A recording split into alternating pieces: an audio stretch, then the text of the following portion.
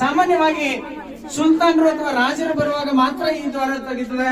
ಇನ್ನುಳಿದ ಸಂದರ್ಭದಲ್ಲಿ ಇದು ಒಂದು ಸ್ಮಾಲ್ ಡೋರ್ ಇದೆ, ಇದನ್ನೇ ಅವ್ರು ಯಾವಾಗ್ಲೂ ಯೂಸ್ ಮಾಡ್ತಾ ಇದ್ರು. ಈ ಎರಡು ಬದಿಗೆ ದ್ವಾರಪಾಲಕರು ನಿಲ್ಲುವಂತಹ ಸ್ಥಳಗಳಿದಾವೆ. ಇಲ್ಲಿ ನಾವೇನ್ ನೋಡ್ತಾ ಇದೀವೋ ಇದು ಕಂದಕದ ಸ್ಥಳ.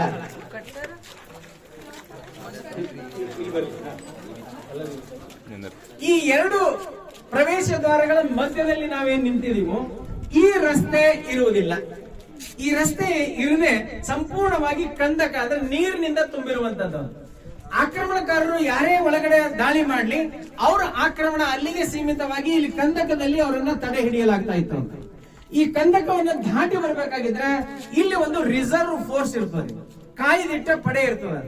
ಆ ಕಾಯ್ದಿಟ್ಟ ಪಡೆಯ ಜೊತೆಗೆ ಹೋರಾಟ ಮಾಡಿದ ನಂತರವೇ ಅವರಿಗೆ ಎರಡನೇ ದ್ವಾರ ತೆಗೀಲಿಕ್ಕೆ ಸಾಧ್ಯ ಆಗುತ್ತದೆ.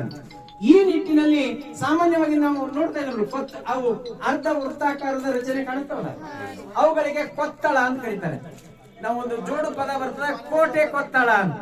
ಇದು ನೇರವಾಗಿ ಕಟ್ಟಿರುವಂತಹ ಗೋಡೆ ಕೋಟೆ, ವೃತ್ತಾಕಾರದಲ್ಲಿರುವಂತದ್ದು ಕೊತ್ತಳ ಅಥವಾ ಕಾವಲು ಗೋಪುರ ಅಂತ 14 ಕೊತ್ತಳಗಳು ನಮಗೆ ಈ ಗೋಡೆಯಲ್ಲಿ ಕಾಣಿಸ್ತವೆ. ಇಲ್ಲಿ ಎರಡೂ ಬದಿಗಿದ್ದಾವೆ ವೃತ್ತಾಕಾರದಲ್ಲಿ.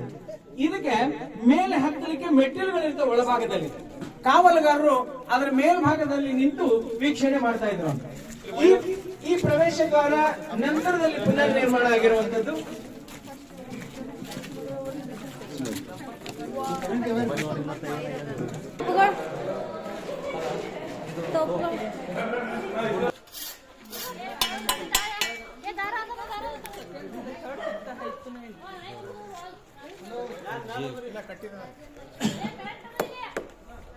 ಒಂದು ನಿಮಿಷ